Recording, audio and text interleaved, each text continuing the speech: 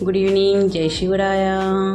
आज होता आमचा आवळ्याचा लोणच्याचा बेत. सो मित्रांनो, मी मार्केटमधनं 1.5 किलो आवळे घेऊन आले आणि अर्धा किलोच्या 2 कैऱ्या घेतल्या. माझ्या मम्मीने मला सांगितलं होतं आवळामध्ये एखादी कैरी असली तर टाक, म्हणून मी ते पण घेतले होते. सो मित्रांनो, मसाले भाजून घेतलेले. एक तर बडीशेप, मोहरी, जिरं, लवंग हे माझे घरचे मसाले. आणि विकत आणलेला मसाला तो म्हणजे एक लोणच्याचं मसाल्याचं पाकीट. ते मिक्स करून त्याच्यामध्ये पावशर गूळ घातला मित्रांनो. मी चांगला टेचून घेतला तो गूळ आणि त्या मसाल्यामध्ये छानपैकी तो मॅश करून घेतला. जे काय मी मसाले काढले होते ते मसाले मी मिक्सरमधनं बारीक करून घेतले आणि चवीप्रमाणे मीठ टाकलं, घरचा मसालाही टाकला. तुम्ही बघितलं असेल, मी पातेल्यात दाखवले काय काय मसाले घेतले ते.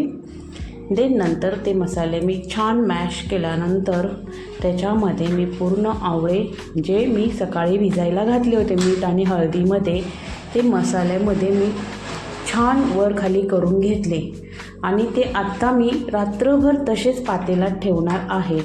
नंतर उद्या सकाळी मी ते तेल कोमट करून बरणीमध्ये भरणार आहे. चवीप्रमाणे मीठ पण टाकलेलं आहे मी त्या मसाल्यामध्ये. तुम्ही बघू शकता मित्रांनो, एवढा सुंदर मसाला झाला होता ना. तेल टाकल्यानंतर त्याचा कलर कळतो, तसा मिक्स करताना कलर कळत नाही. हा गूळ आहे, तो गूळ चांगला मसाल्यामध्ये मिक्स करून घेणार आता मी. बघू शकता तुम्ही, एवढ्या सुंदर रीतीने मॅश करून तेवढ्या सुंदर रीतीने त्याची चव येते.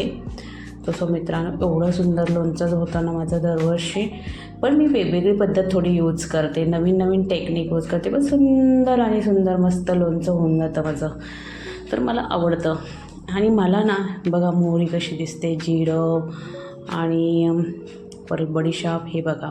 आता ते कोमट केलेलं तेल मी ह्या मसाल्यामध्ये टाकलं आहे आणि आता हा मसाला पूर्ण रात्रभर मी ह्या पातेल्यात ठेवणार आहे आवळामध्ये आणि ते नंतर मी ते सकाळी भरणार आहे. हे हळद मीठ लावून ठेवलेलं असे होते ते आवळे. आणि नंतर मसाले भरलेले ते तुम्ही आत्ता बघितले, ते मसाले भरलेले.